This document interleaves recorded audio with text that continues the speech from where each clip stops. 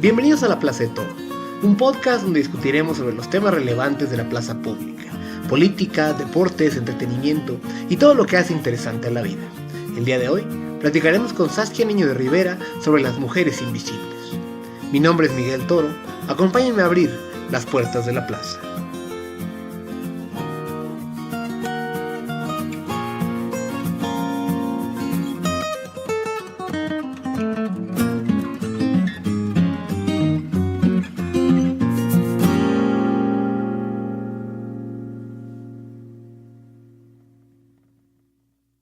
Hace 5 años sonó el celular de Carmen y los nervios la invadieron. Si no vas a estar conmigo, no vas a estar con nadie. Esa carita que tienes te la vamos a quitar. Te tenemos una sorpresa bien bonita, le dijo amenazante su esposo entre burlas y risas. Carmen se imaginó todo lo que le podía hacer este hombre. Tijeras, pistola, navajas, pero no imaginó lo que pasaría. Años atrás, Carmen conoció al que se volvería su marido cuando tenía apenas 17 años. Ella viajaba en un taxi que él manejaba, se pusieron a platicar y le pareció encantador. Pese a que él era 20 años más grande, ella se enamoró en ese viaje y se empezaron a escribir y después a salir. A los pocos meses ya vivían juntos, pese a que él tenía otra mujer con una niña y todos vivían en el mismo techo. Al poco tiempo, Carmen estaría embarazada de este hombre, pese a ser, en sus palabras, como la sirvienta. Como pasa en tantos casos en México, la violencia no tardó en empezar. Él la golpeaba y le hería de manera cotidiana. Una vez terminé en el hospital porque me enterró 4 veces un picayelos. Allí el doctor me decía que podía denunciar, que no tuviera miedo, comenta Carmen. Como si tantas mujeres que han sido víctimas de todo tipo de violencia de género no tuvieran miedo de ir a denunciar. Como si algo se resolviera. Como si hubiera justicia en México. ¿Cómo no iba a tener miedo si ya había denunciado 3 veces antes y no pasaba nada? Continúa Carmen. Era mejor que creyeran que me había caído y picado con una barda. Al poco tiempo, Carmen se armó de valor y finalmente decidió dejar a su pareja.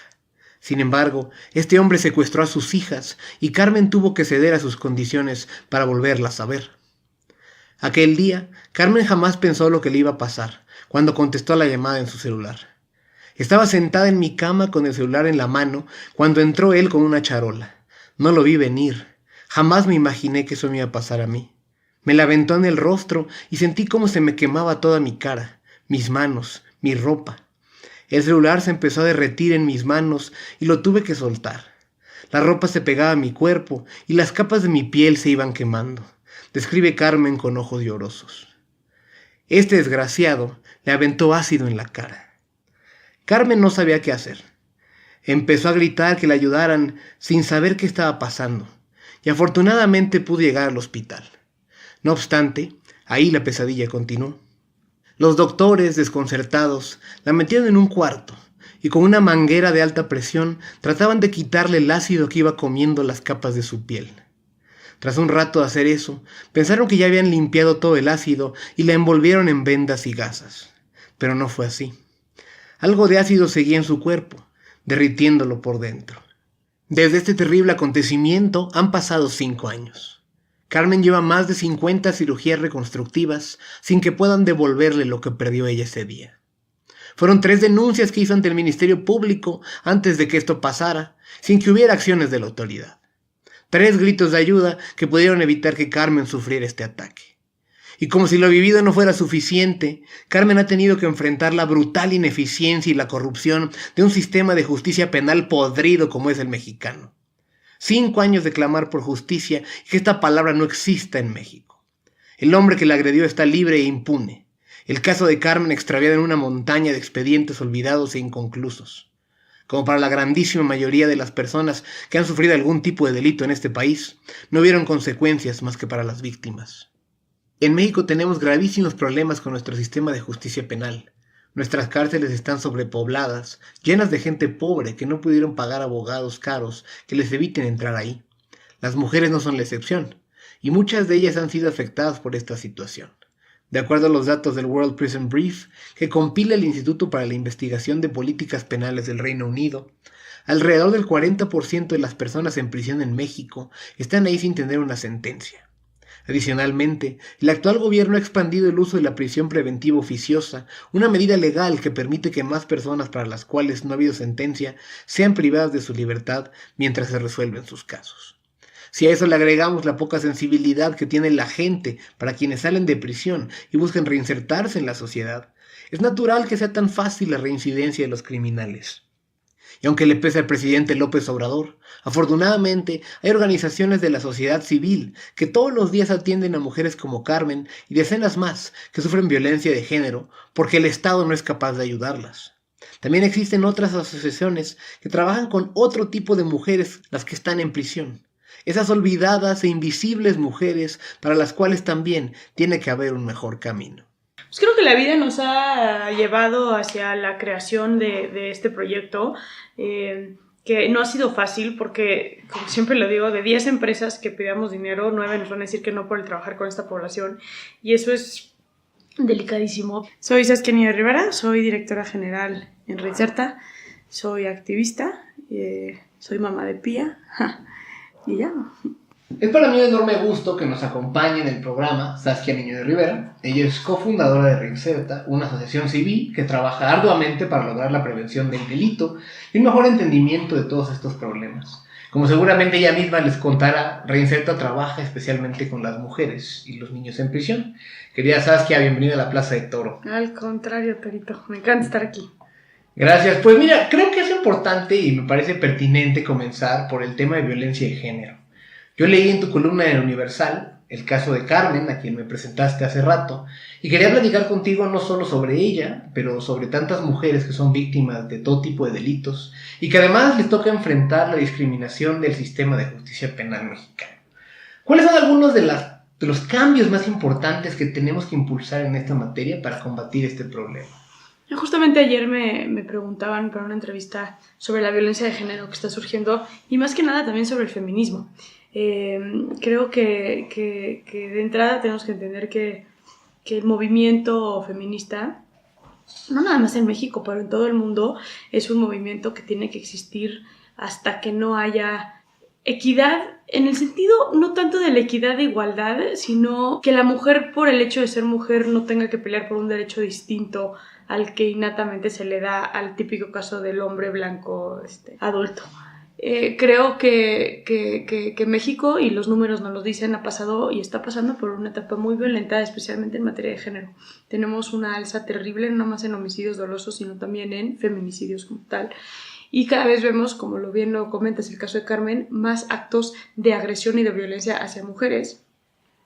Y eso es algo que creo que se tiene que afrontar. Creo que lo más pendiente que tiene México en cuanto a materia de género tiene que ver mucho con la profesionalización de las autoridades para poder atender.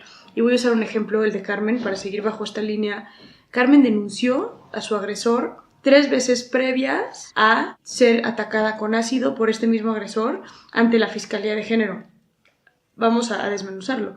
Un acto fue porque este señor se robó a sus hijas y ella se vio forzada, al que no hiciera nada, las autoridades se vio forzadas a regresar con él. Atender sus demandas.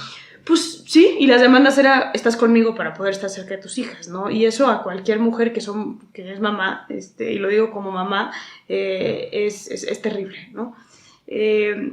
2, por agresiones que casi la llevan a la muerte.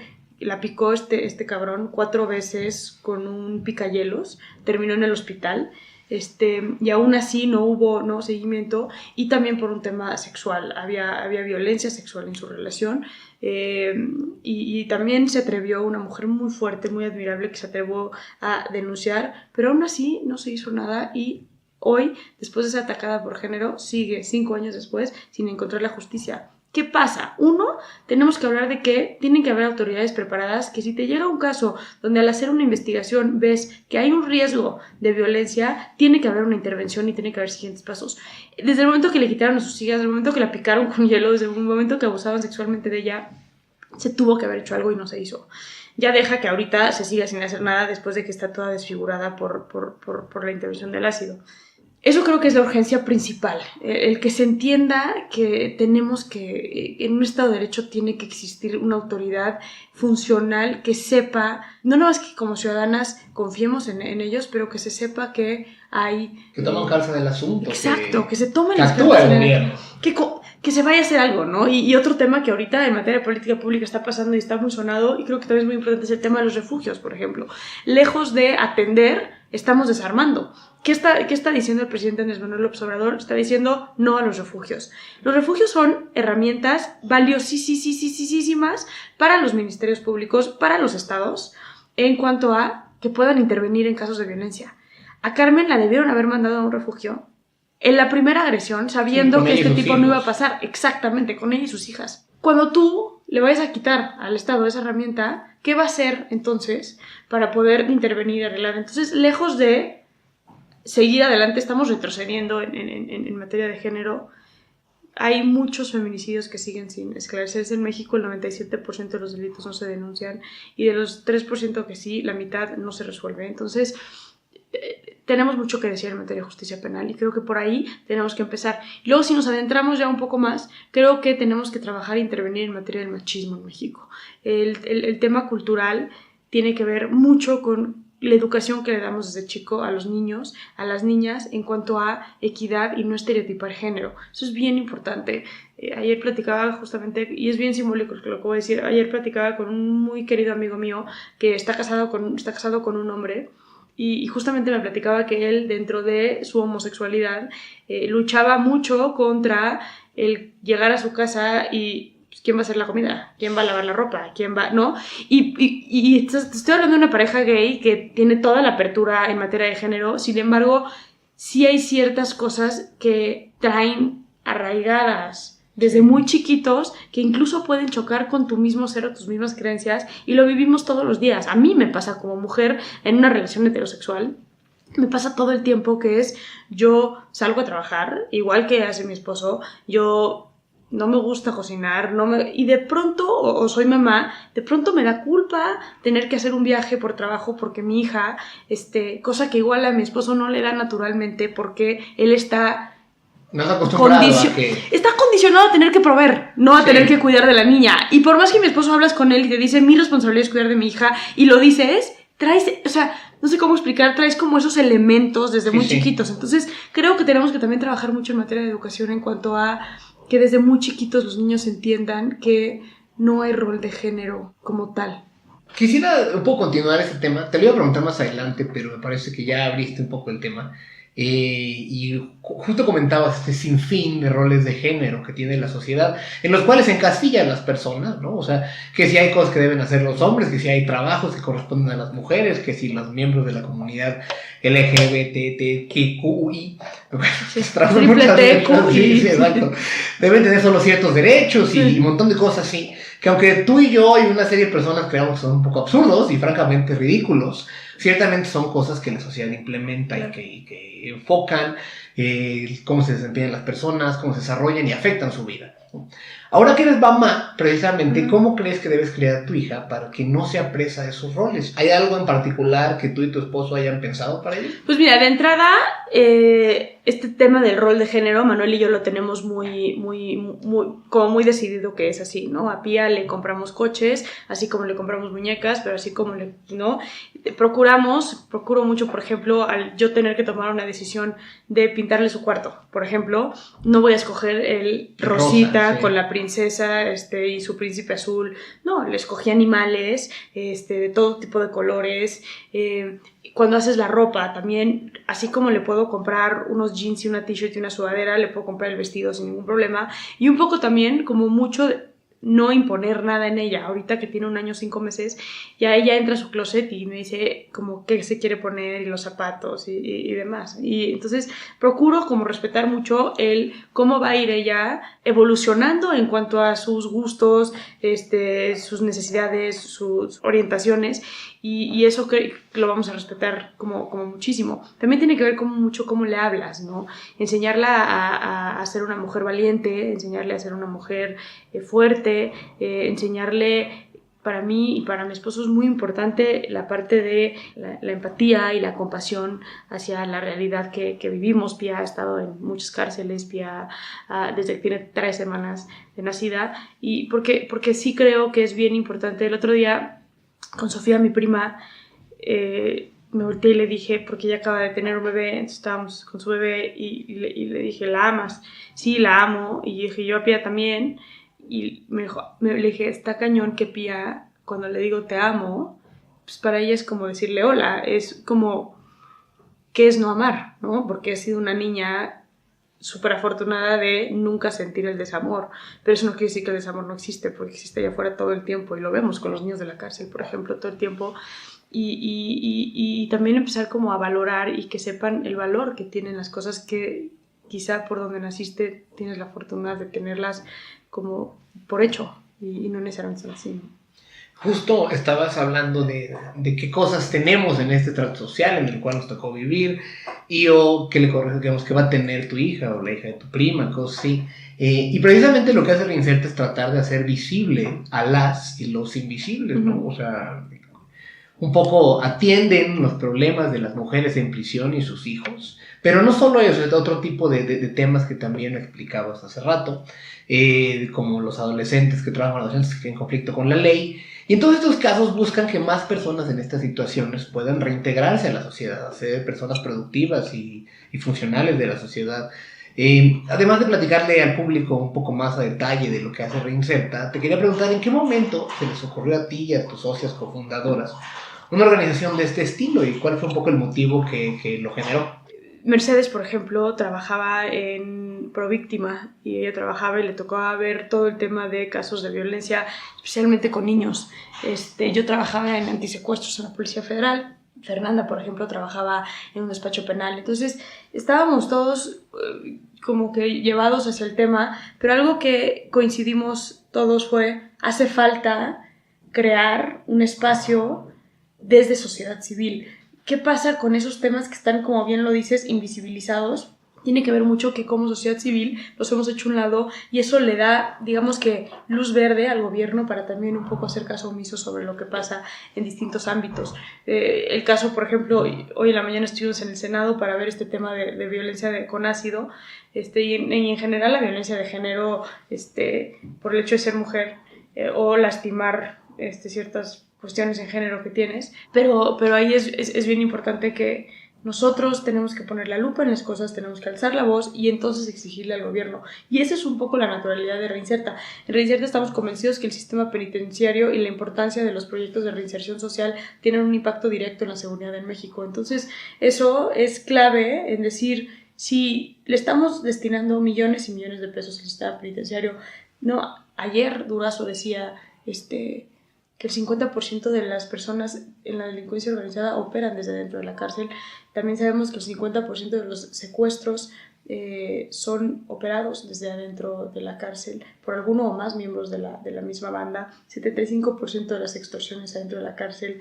Es impresionante ver adentro de la cárcel cómo se hacen los delincuentes, las bandas. A mí me tocó hacer el perfil de secuestradores a nivel nacional y me tocó entrevistar a más de 800 secuestradores y trabajar con más de 800 secuestradores.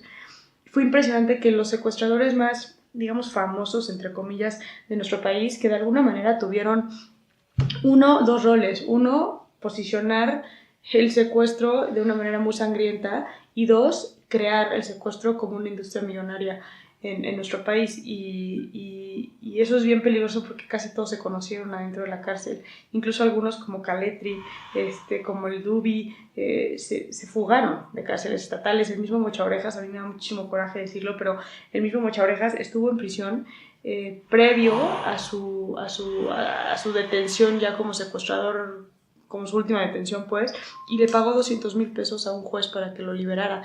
Y eso fue 4 años antes de su detención. ¿Tú sabes cuántas víctimas no hubieron que perdieron orejas y familias que pasaron por momentos? Entonces, que entendamos el daño que el hacer caso omiso de ciertas cuestiones como la violencia en México, como las cárceles en México, nos está posicionando en una situación de desventaja. Quiero un poco seguir con el tema porque me parece que lo apuntabas ahorita en tu respuesta, pero seguramente les ha tocado en ese periodo de tiempo en el cual ahorita con Reinserta y desde antes, encontrar muchas personas que se oponen a lo que ustedes hacen. O sea, que esencialmente son gente que no cree que se puede reinsertar a los criminales en la sociedad y que sobre todo que no los piensan como personas, los piensan como criminales, como una especie de subespecie dentro de nosotros. Y gente que a veces confunde la venganza por la justicia, gracias un poco a la impunidad y al inexistente Estado de Derecho que tenemos. ¿Cómo convencerlos de que lo que ustedes hacen es valioso? Ya un poco apuntaba esa parte del impacto en seguridad, pero ¿cómo persuadir a los donantes que vale la pena impulsar esta causa? No es tan complicado, te voy a decir por qué. Porque es nada más cuestión de entender. Si yo le digo a alguien, tú sabes que por falta de control en las cárceles y por autogobierno en las cárceles se operan secuestros desde dentro de la cárcel, te extorsionan desde dentro de la cárcel, hay delincuencia, la gente lo entiende. Lo que pasa, y tú lo acabas de decir, en México tanta impunidad ha generado una necesidad de venganza. Y nuestras autoridades y legisladores especialmente, lejos de sumarse a la contraola que tiene que ver con decir no, esto no es, si no es, me sumo. Entonces, ¿qué hacemos? Más años, más delitos, más, como si eso alimentara realmente la estrategia de seguridad, que no tiene absolutamente nada que ver. Ya está probado, por ejemplo, que el secuestro, que ha sido el delito como más simbólico en cuanto al aumento de pena que ha tenido en los últimos 15 años, no ha bajado las cifras en materia de secuestro, al contrario, no hay este sentimiento de impunidad porque, a ver, si el 97% de los delitos no se denuncian, por más 2000 años de penas que tengan, no hay una disuasión. Las si la posibilidades de que te agarren es nula. Entonces, sí. O sea, de cada 100 delitos que cometas, a la posibilidad de que te agarren en uno, ¿no? Literal. Entonces, es brutal eso. Y creo que lo que le hace falta a México es, uno, tener autoridades con las que puedan confiar, y dos, entender que este estado de venganza en el que estamos, ese estado de venganza y de victimización, que tenemos que dar la vuelta a la hoja urgentemente, empezar a exigir, pero también empezar a entender que esta venganza no nos funciona de nada. Tener hacinamiento en las cárceles no nos funciona de nada. Meter a todo mundo, porque ningún juez se atreve a hacer una medida alterna, sino es directo a el castigo, directo a... No se atreven, o sea, no se atreve el juez a decir un caso. El 80% de las personas en prisión están por un delito patrimonial. Tienes una mujer en la cárcel por robo a un Oxxo. Ni siquiera te estoy diciendo robo a mano armada. Se robó, no sé, 2,000 pesos de materiales del Oxxo. A esa mujer la meten a la cárcel. Le dan una sentencia de 8 años, pero esa mujer tiene 4 hijos menores de 15 años en casa. ¿Qué daño es más grande, los 2,000 pesos del Oxxo o el que esos 4 niños estén sin una mamá o sin un papá que esté cuidando de ellos, que esté apoyándolos, que esté educándolos? Hay que analizarlo, ¿no? Pero ningún juez se atreve a decirle, ¿sabes qué? No te voy a meter a la cárcel, vete a tu casa con un brazalete y no hagamos una construcción del tejido social. Y eso es lo que nos está faltando. No, algo de eso me parece que ustedes hacen precisamente con las mujeres en la cárcel, con las que trabajan y con sus hijos, un poco en los espacios que tienen y pues en la formación tanto de ellos como de ellas. Y una de las cosas que más me llamó la atención, más allá de que nos platiques un poco cómo funciona esta vertiente de Reinserta o esta parte de trabajar con las mujeres en prisión, me platicaba mi hermana que esas mismas mujeres, pese a estar encarceladas, son las principales fuentes de ingreso de sus familias, lo cual me llamó muchísimo el 88%. la atención, ¿no? De hecho, que eran. Un poco una de las cosas que hacen ustedes es darles plataformas laborales para que aprendan nuevas habilidades útiles para la sociedad y que a su vez puedan generar algún tipo de ingreso. ¿Nos podrías un poco explicar cómo funciona esto? Es que todo lo que hacen con mujeres y esta parte que me llamó tanto la atención. Adriana, que trabaja aquí en la fundación con nosotros, y lo que te dice es muy cierto. En México el 88% de las mujeres mamás en prisión eran el sustento económico de su familia previo a ser encarceladas. ¿Eso qué nos dice? Ahora, ¿quién es el sustento de esos niños? Y no te estoy diciendo lujos, te estoy diciendo lo básico. O sea, México no tiene un solo programa, no hay un estado con un solo programa que diga yo voy a atender a los niños cuyos papás están en prisión para justamente romper con un fenómeno que sí pasa en México, que es la criminalidad familiar. Entonces, si tú tienes a niños con mamá y papá en prisión, pasan dos cosas. Uno, se normaliza la violencia, porque si yo tengo a mis papás en prisión y voy a prisión 2-3 veces a la semana a visitar a mis papás, veo cosas, escucho cosas, aprendo cosas desde una edad muy temprana, que si mis papás están en ese entorno, porque tengo Lo que ves verlas normal. como malas, ¿no? Necesariamente. Entonces, eso es un factor. Y dos, tengo un desamparo de mis papás. Entonces, igual y tengo que abandonar la escuela porque ya no me alcanza para el uniforme, para los útiles escolares, para comer. O me enjaretaron con mi tía, pero mi tía tiene 4 hijos también, entonces ya somos 8. Entonces mi tía no puede con los gastos de todos, entonces, ¿sabes qué, papito? Ya terminaste la primaria, vámonos para afuera y a chambearle, ¿no? Entonces, ¿cuáles son las estadísticas de un niño que tiene normalizada la violencia, que tuvo que abandonar la escuela y que tiene que llevar dinero a su casa? Estamos hablando de que, no estoy diciendo que necesariamente es una fórmula de delincuencia, pero sí estamos hablando de focos rojos. Natural. Claro, pues son focos rojos, digamos, que se presentan, ¿no? Que luego Derechos Humanos dice que no podemos categorizar. Sí, yo estoy de acuerdo, pero pues, 1 más 1 es 2, ¿no? El día de hoy hemos estado platicando con Saskia Niño de Rivera, presidenta y directora general de Reinserta, asociación civil dedicada a la prevención del delito, la mejora de la impartición de justicia y el respeto a los derechos humanos, que trabaja especialmente con mujeres en prisión. Al volver de la pausa, continuaremos discutiendo sobre este tema con ella y cómo le ha hecho Saskia para empujar agenda de política pública en la materia. Estás en la Plaza de Toro.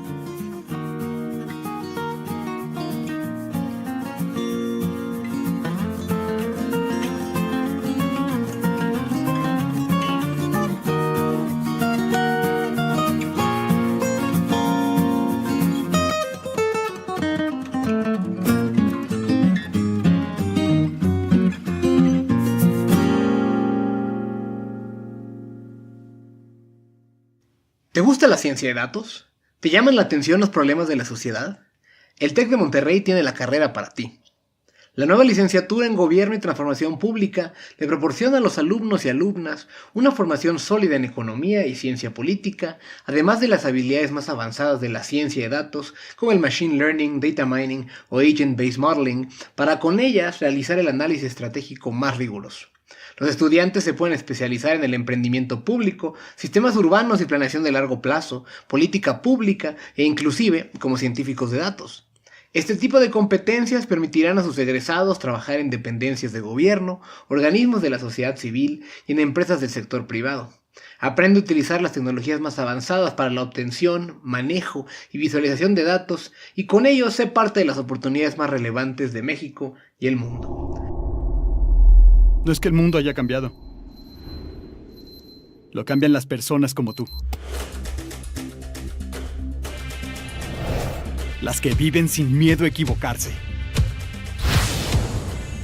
Las que no se conforman. Las que no se detienen por nada. Es que el mundo gira por los incansables. Por los que no aceptan un no. Por los que saben que pueden hacer lo imposible. Y que nunca renuncian hasta lograrlo. Así que incansables, soñadores, libres, desaparezcan fronteras, sigan sin conocer límites y rompan reglas. Porque si alguien va a hacer que este mundo sea lo que soñamos, son ustedes. Libera tu potencial transformador. Tecnológico de Monterrey. Quería un poco salir un poco de la dinámica de Reinserta y platicar un poco de ti. Yo tengo el gusto de conocerte hace 15 años y siempre me parecías una mujer líder, ¿no? No obstante, ha habido un recorrido importante desde ser lo equivalente como a la prom queen en la celebración de los Oscars desde el colegio americano donde íbamos, ahora figurar en las listas de las mujeres más relevantes del país. Y entonces quería preguntarte, ¿cómo has cambiado durante ese proceso? ¿Y cuáles crees son las lecciones más importantes que te dio precisamente todo ese camino? Mira, yo tengo la fortuna, y me considero muy afortunada, que trabajo y dedico mi vida a lo que más me apasiona. Y creo que esa es la fórmula principal para cualquier tipo de éxito, ¿no? Es amar profundamente lo que haces y hacerlo con mucha intensidad y mucha pasión. He aprendido sobre la paciencia, que creo que es bien importante. Nada como el campo. Tú bien lo sabes, yo nunca fui de la escuela, ni en la primaria, ni en la secundaria, ni en la prepa, mucho menos en la universidad. Me costó mucho la parte académica, pero también aprendí que la parte académica te da mucha formación, te da mucha universalidad, pero lo que aprendes en el campo es la universidad más grande que puedes tener. Para mí, lo que aprendo todos los días en las cárceles, lo que aprendo todos los días platicando con esas personas en situación de vulnerabilidad, tener acceso, afortunadamente, por la plataforma que se ha construido en Reinserta, quizá poder tener acceso a autoridades de importante lugar, legisladores de importante lugar, te va abriendo los ojos a un mundo. Entonces creo que ahí también algo que he aprendido muchísimo es la humildad de el seguir aprendiendo todos los días. Que creo que es un autogol brutal, es creer que lo sabemos todo. Entonces creo que esa humildad es como muy importante, y lo que pasa después viene como sobrando. Mejor, la primera vez que salí en la lista de Forbes de las mujeres más poderosas, se me informó que venía yo en esa, ya que se había publicado, me mandó una foto a una amiga. Y yo, ¿qué? Que me expliquen, no tengo tanto poder, ¿no? Yo no me estaba como ni enterando que venía yo en esa lista. Pero qué padre también que se posicione en temas sociales como en esa coyuntura, y qué afortunada que en lo que amo pueda yo tener algún tipo de relevancia o algún tipo de voz, ¿no? Hablamos un poco de la visibilidad como un factor determinante para lograr cosas, o por lo menos para tener acceso a una manera distinta de ver la vida. Y esto pasa en México y en el mundo, ¿no? O sea, esa visibilidad es importante para poder empujar agenda y lograr cambios políticos. Tú te has ido abriendo espacios en los últimos años para posicionar varios de los temas que atiende Reinserta, y por ejemplo lograron cabildear el cambio del apartado de maternidad en la ley de ejecución penal. Y además, finalmente Reinserta trabaja con distintos gobiernos del país e instituciones para lograr cambios en las prisiones. ¿Qué tan difícil ha sido lograr que los gobernantes atiendan sus recomendaciones, y si por ser mujer te ha sido más difícil abrir esas puertas? Por ser mujer no he tenido un solo obstáculo. Yo creo que los obstáculos te los pones tú, y tú le das el tamaño al obstáculo que quieras. Y el género, no para mí nunca ha sido un obstáculo. Y en el mundo, y que yo te lo diga, está interesante, porque en el mundo en el que yo me muevo es un mundo de hombres. Hay que ser un poco más cabronas, está bien, no tengo ningún problema, me gusta. Hay que no ser dejadas, sin duda, pero hay que también, creo que en la humildad de la que platicábamos previamente, creo que también aprendes a cómo se operan las cosas y cómo las cosas funcionan. Cabildear lo de la ley, por ejemplo, de la maternidad en prisión, en la ley de ejecución penal, no fue difícil, porque uno, era una propuesta genuina donde estábamos pidiendo los derechos de los niños de la cárcel, que quien te diga que no está en el error por completo. Entonces, por ese lado no ha sido complicado, y creo que también es como justamente el ir aprendiendo cómo funcionan las cosas, y entonces agarrar el camino más fácil, hacer las cosas con cierto orden y con cierto crecimiento y con cierto planeación a futuro, hace que las cosas se turnen un poco más fáciles. También creo que, y reitero, esta parte de trabajar con tanta pasión es lo que hace que no veas los obstáculos que se te ponen. Entonces, igual y de pronto sí me ha pasado con Mercedes, mi socia, que de pronto volteamos y es como, ¿te acuerdas? Esto estuvo cañón, pero ya después lo vives, ¿no? Como alguna cuestión que dices, oye, luego los medios me llegan a preguntar si en algún momento he querido tirar la toalla, ¿no? Y de pronto es como, me acuerdo de una vez que nos sacaron de Chihuahua, la Policía Federal nos sacó de Chihuahua a las 3 de la mañana porque se nos metió la delincuencia organizada al hotel con fotos nuestras en sus celulares. O sea, fue una cosa como terrible. Nos sacaban en unas camionetas blindadas, nos llevaban directo al hangar de la Policía Federal, a las 5 de la mañana estábamos despegando. Todo el mundo me dice, ¿no quisiste tirar la toalla? No, al contrario, eso se volvió a gasolina para seguir trabajando. Y ahora, eso pasó hace 2 años, ahora que lo veo, sí digo, no, o sea... Estuvo un poco denso, sí. Exacto. Pero siempre y cuando se materialice hacia algo positivo, pues no hay, no sé. Querida Saskia, pues muchas gracias por recibirnos y por haber platicado con nosotros. Antes de terminar, quería preguntarte en dónde te puede localizar la gente que esté interesada en saber más sobre lo que haces tú y lo que hace Reinserta. Piensa en las redes sociales, ese tipo de cosas. ¿Dónde te pueden podemos encontrar? hablar de Adriana para que digan. No, en redes sociales estamos como Reinserta, en Facebook, en Twitter, en Instagram.